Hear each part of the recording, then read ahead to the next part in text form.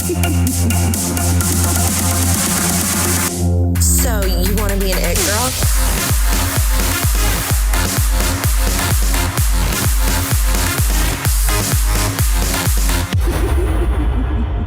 All right, guys. Hi, and welcome back to Confessions of a Wannabe It Girl. Today is another hot take that I've got going. This is going to be a brain scramble, but on a topic that I am unqualified, yet qualified to speak on. We're talking about hustle culture and hard work and hardworking culture, boss girl culture, all the things. So recently on the internet, there has been a kind of stir going on TikTok saying I want to try to keep influencer names out of it. There's been this like stir, and this is going to come out in a few weeks. So like this might be over, but I've kind of noticed it too, of people calling out influencers for not working hard. People are really frustrated over this idea that influencers are saying like, other people aren't working hard, and, they kind of feel like, whatever. There was a comment made by a certain influencer being like, why is everyone out on like the middle of the week? Like, do you have jobs? And it's like, a lot of people are upset like that to her, being like, well, do you have a job? Like, you're an influencer, like you're running around on a Wednesday with nowhere to go. And it really upset people, I think, on both sides. So we have a lot of people shaming people for what they call their work, their hard work, whatever it may be. So I kind of want to like scroll back on this, because I honestly feel like I can take both sides here. The obvious one is that on the influencer side, being called out by like regular people saying that they don't work hard. I think it is very easy for somebody who has never tried to be a content creator, never tried to be an influencer, honestly never tried to work in a freelance entrepreneurial style life, to think that influencing or content creation is a very easy job. It looks very glamorous. It's just taking pictures. They make their own schedule. They just make videos. People have gotten famous doing really dumb shit, like just making prank videos. And I think it's very easy for the general public to be like, oh, well, that's just, really dumb and, famous for no reason. And like, that was really easy. And I'm not saying it wasn't for some influencers or creatives or content creators, whatever, got really famous off of one video and like stuck. And like, yes, some of them, it's just so hard because we can't speak for all of them. There is such a range of social media personalities out there. I think a lot of them work very hard. Some of them got lucky and realized how much of an opportunity they have, and they work very hard. And other of them just got lucky and, honestly kind of piss on it, but like that's their persona and they keep getting bigger. So it's a really tough thing. But I also just like, I have to say that like, it was hard for me to watch people's reaction to this influencer saying these kinds of things, being like, well, like, yes, honey, like we go to work and like, you're just like an influencer posting videos. It is a lot of work. And that's something, honestly, me starting this podcast, like I did not get. I did not understand that influencing, content creating really can feel like it can be an extremely full-time job. It can be a side hustle. It can be something you put an insane amount of energy to and you get nowhere. It can be a job. So it was hard to see these people like attacking her reaction to that. And, on level, I think they were just really mad at the whole influencer content creator community being like, your life is, so now I'm going to flip my devil's advocate side. The devil's advocate side to this is that I think it can be very frustrating for somebody who works a traditional 9-to-5 to see somebody complaining about their influencer job or them confused about other people and like why they have time off in the middle of the day. That can be super frustrating if you're grinding out at a 9-to-5, a job you don't like, you want to be doing something else, or like, you're deep in debt, or you're like really trying to get by. And it looks like these people just run around making silly videos and taking photos. Like, that has got to be so infuriating if you're in more of a traditional job situation. And so like, I really do also sympathize with the general consumer of content, that it is frustrating to see. All right, pause.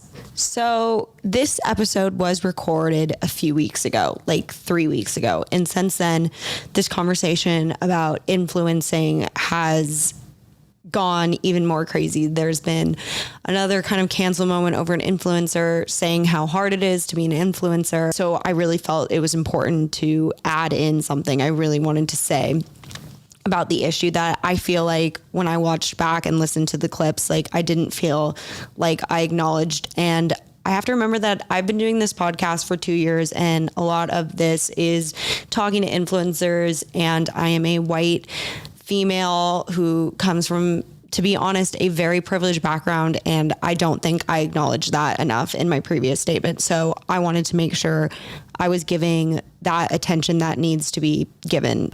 So something I feel like I don't talk a lot about or enough about, which I honestly have to be reminded of sometimes, because I think I've lived in LA a long time and I've become jaded to it, and I'm taking complete ownership of that. Like, I'm desensitized to the fact that like some of these influencers that we're talking about, like, they make mega money. Like, remember when I had Haley, my boyfriend's sister, come on the podcast, and she talked about how much they made, and I was floored that, like, for 30 seconds of a TikTok, like, somebody could be making $5,000.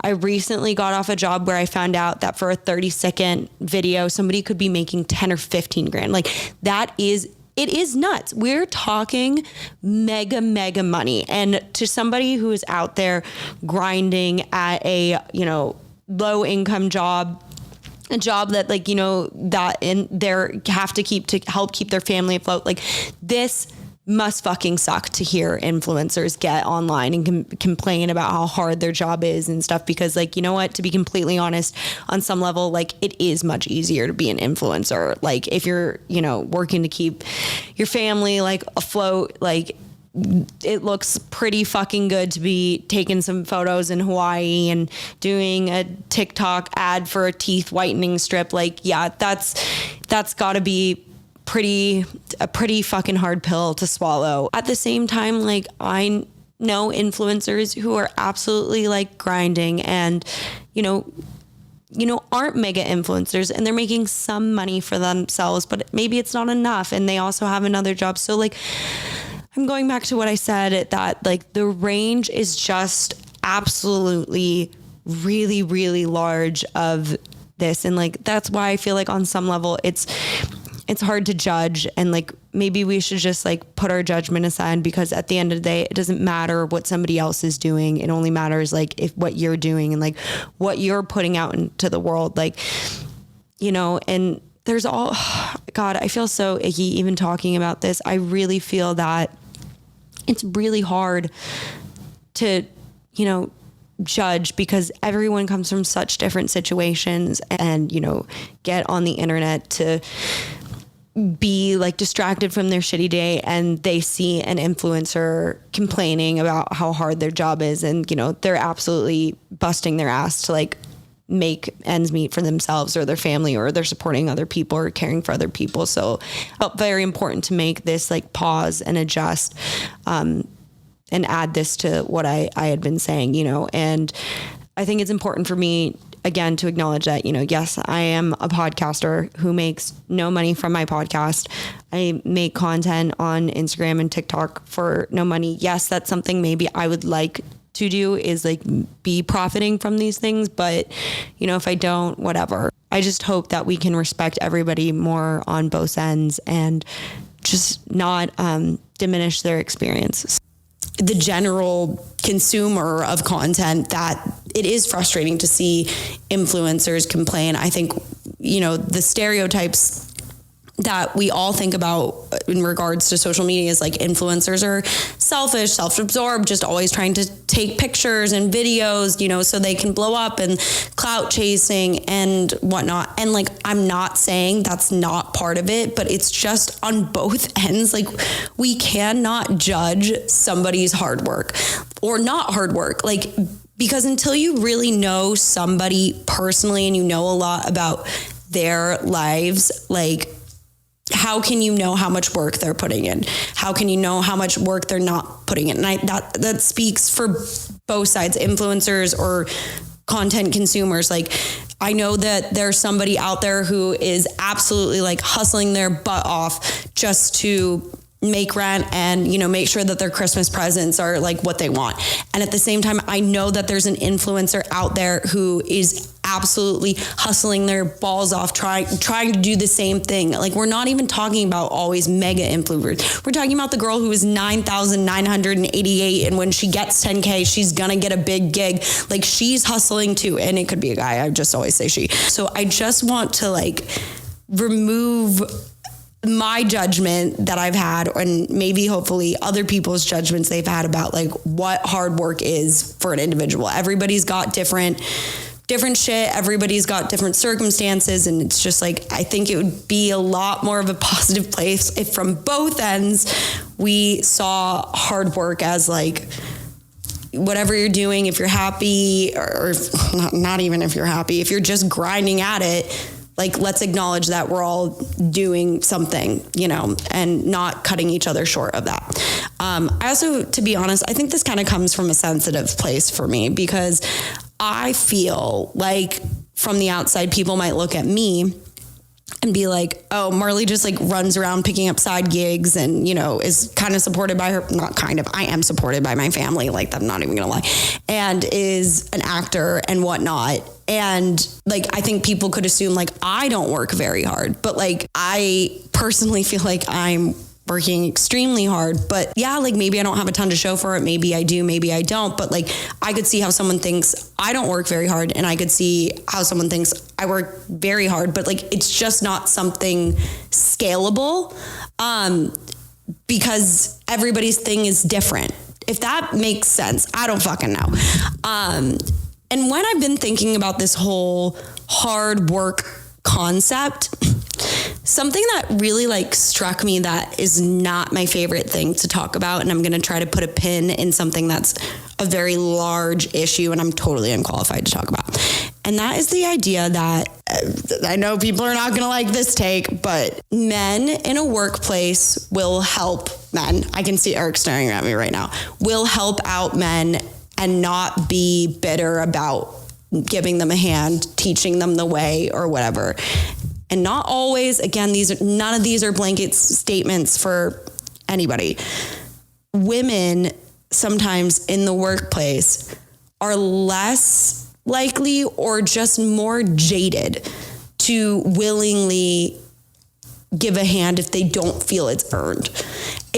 To another woman, you mean? To another woman. We'll use me as an example. Just kidding. I do have a good example. I've been looking for new acting representation for a while. I have some friends, acquaintances that I could ask to help me. And they are women. But because I feel I haven't earned my hard work to them, I won't ask them, because until I feel like I've earned hard work to them, I don't believe they'll give me the referral. And I just think that's kind of like a women issue, is like, we're less likely to help if it's like not field earned. And I can't say that's not true for me. If some girl hits me up for, you know, somebody's email or contact or whatever, I really do think about how much I think this person has worked in what area they're, you know, asking the request of me. And I do kind of weigh it out. And I'm like, I don't know if I'm going to help you or not. Or like, more often than not, to be honest, I do, because I try to like remind myself of this idea that we're talking about. But like, sometimes I'm just like, that doesn't feel earned to me. So I won't give them the contact or whatever they need. And like, I just don't know if men think about it that much. I think it's a very calculated thing for women to think about, how much they believe someone's earned it. And it's a problem on some level. And it's honestly why sometimes I think women can kind of get stuck behind or haven't gotten as far as they could have, as fast as they could have, because the women before them remembers how shitty and hard it was for them to get there. They don't want it to be easy for somebody else. So it's a really complicated, layered, jaded thing that I think that starts to happen when you're kind of when you want to level up in a situation. But at the end of the day, I think you have to keep working hard. And I feel so fucking dumb saying working hard, because what is working hard? It's so subjective, and there's just so much luck and things. And even though I think, times people will be like, Marley, what's your best quality? I'll be like, I'm a hard worker. And it's you know what? I have worked really hard in my scope, but compared to somebody else who could walk in the door, they could be like, Marley, you haven't worked shit, So it's subjective. But that brings me to the point of hard. Just because you're working hard towards something doesn't mean it's a success, which I think is an idea that really is fucked up in our minds from school. School taught me that if I work really hard, I would get an A. And in life, sometimes you work really hard and you might get nothing. And that's such a weird concept for me to tap into, because I've always believed if you do X, you get Z. And if you do Z, you'll get X. And that really came from the societal idea of do this, you'll get that. And it's just not real. It is absolutely not real. You could do everything right in your job, your relationship, your career, and you still just don't know if you're going to get the it. Me tying in the theme of the podcast. But you just don't know. And it's just it makes it that you cannot equate any amount of work and know anything in life as a guarantee, which also is a great and fucked up thing about life, is that on some level, it's like a box of chocolates. You never know what you're going to get. And that's honestly, I think, really true. But that has been such a hard lesson for me to learn. Right now, I've honestly, guys, I can't lie. This year has been kind of rough for me. It's been great at the same time, and it's been really hard for me at the same time.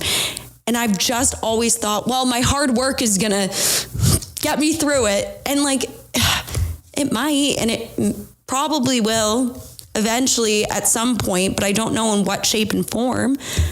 But it doesn't mean I'm going to get exactly what I want when I want it. It's just unreasonable to believe that a result will come, which brings me literally to my next point, is sometimes results just don't come. You could do everything in your power to make sure, a pitch or something that you've been working so hard for in your job or life, career, relationship, and it could still just never manifest, which is I don't want to believe it as I'm saying it. I don't want to believe that. I feel like I'm saying Santa Claus doesn't exist when I say that. But it's kind of true. There is no way to control the amount of your outcome in success. It's all a lot of luck and a lot of, yes, you did doing the hard work is the bare fucking minimum. And then the rest is luck. I don't know, not always, but sometimes, you just have to keep going at it. And that's what I was going to say next, is the hard thing is you have to keep going, because in whatever it is that you're focused on, because nobody's going to give you an A anymore. Nobody's going to give you a pat on the back. School really did create that idea for me that if you do something, you will get the result you deserve. But that's the thing. You might have not deserved it. I don't even know if that makes sense. But the thing is you this is one of the greatest things a teacher ever told me, is sometimes like you have to graduate yourself. I think I've talked about this before.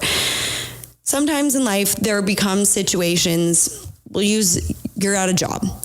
You realize you have outgrown the job. The job has taught you a lot. You've learned a lot about the space that you didn't know before. And there's really no more space above you to grow. You can continue to stay in that space kind of with like a brick on your head because you've reached the brim of what is going to happen to you. And that's a comfortable place. And I'm not knocking if that's what you want. You know, there's different like for instance, like I've kind of hit my brick on traveling. Like I don't really like have a wanderlust life that I want to travel. Like that's okay. That's an area of my life. I'm cool with it just being where it's at. But like, let's go back to the job. Like you want to be somewhere else in the workplace and you want to continue and get to that next level, but that's not going to happen in this situation. You have to literally, and we'll go back to the school analogy, graduate yourself, pat yourself on the back, say, thank you so much for this experience. I've learned so much here and it's time for me to, start at the bottom somewhere else and wait for the brick to show up at your head again. And that's a really hard thing. I think I was going to say in like an entrepreneurial or freelance career to tell yourself is when you've hit your brick, hit your top and that place. But honestly, as I say that, I kind of think that's true for like any career, sometimes even any relationships. Like sometimes you just you hit the top and, it stunts your growth, graduate yourself, and you have to move on if you want to continue to grow in that area. So here comes are we playing a sound effect? Good. That might need some cleaning up. This has been a fucking mess. Really? Still going. Okay. I think it's done. Great. So here comes the big vent session of this thing. Let's talk about the idea of hustle culture. We have established such the idea that quantity of work equates to quality. And that is like, I have fallen so deep into that trap and ended up in the deepest levels of burnout because of that. It's the idea of just doing shit to do shit makes you, close to that Michael Jordan work ethic or, Kobe Bryant work ethic. And I'm not saying that there's not seasons in your life where like you have to just have this go, go, go. Yes, yes, yes, yes. And I will do this and that mindset. And there's seasons of that. And I've gone through seasons of that, which really benefited me. And I've gone through seasons of that where it was actually probably hurting my growth. So that, makes me think of like, is the idea of doing something just to do it and get the pat on the back and the A+ in it really quality? I don't think so. This newer season of my life, I have thought to focus on quality over quantity, doing something to the absolute best of my ability. And if that means I have to take on less things, then I'll do it. And I'm kind of like in my first, we'll go with semester, season of really committing to that idea. I have to say, like, it's made me feel much more like stable and present in things. But like, is it forwarding my career where I want it to go? I'm not 100% sure. So I think the point of me bringing this up is I want to say that I think hustle culture and hustle mindset has a place and it has a season. But if you don't take the time off from that kind of extreme yes and moments, you're going to burn out and then there's nothing sustainable. And then what did you build that shitty house for? So I think it has to be a mix of, a stable house that maybe a few things were like crazy and yes. And then there's other really good parts of it that were really methodical and present and, look really beautiful. And maybe it has not the best furnishing or whatever, but it has really, really good bones. I think that's how you have to attack the idea of a work ethic long term. And there's going to be seasons of things that are really, really crazy hustle vibes. And there's other times that are going to be like, hey, I need to kind of enjoy this time off. I particularly think that applies to people in creative spaces, but take it if it applies to you too. I hope it does. And I want to talk about facing the addiction of doing. We lightly touched on this. There's this idea that as long as I'm doing something, I'm getting somewhere. Is that true? I do not think so. It's such complete bullshit that if you are always just actively doing something, you've managed to actually make any kind of real impact. I don't think so. And I also use this analogy a lot to describe sometimes how I think about things. When you're in an addiction of doing stage, it's kind of like driving a car and you're pushing on the gas so extremely hard and you're gripping the steering wheel like so intensely. It's like terrifying. And in some levels, I think it feels so great. You're feeling fast, you're feeling cool, you feel like I'm really fucking doing something. And internally, you're telling that, but like from the outside, people like on the street are like, what the fuck is going on in that car? Like, that is terrifying. Like, I don't want to cross the street. Or like, when you see a fast car drive by you on the freeway, you always go like, what the fuck is that guy doing? That's what I think happens when you're in the addiction state of doing, is you are the crazy person in the car. And if you just take your foot off the gas a little bit and like just really be present, really be focused on the few things you want to do well. And if you can let go of that thing you want really bad and truly like release that stress, tight, gas pushing energy, when you truly release it, you can't like fake release it just because I'm saying if you release it, maybe it will come to you. Maybe when you like actually relax and create some space for it to come, the thing that you've been working so hard for will maybe come to you. Caveat to that is I do think that there has to be a base level of consistency that you can create and commit to. And that's the thing about consistency. I think consistency comes in different shapes and forms. For instance, I've been really consistent about working out the second I wake up. It's the first thing I do every day. I've committed to that for this season of my life. In the next season of my life, if that's not something I can be consistent to, fuck it, fine. It's a 2-day-a-week thing. Who cares? So you have to take your consistency and also be malleable with it. Is that the word? Malleable? That sounds right. You have to be flexible. It's still Confessions of a Wannabe It Girl here, and we still sometimes don't know what we're talking about. Anyways, these are my rambles about hard work, hustle culture.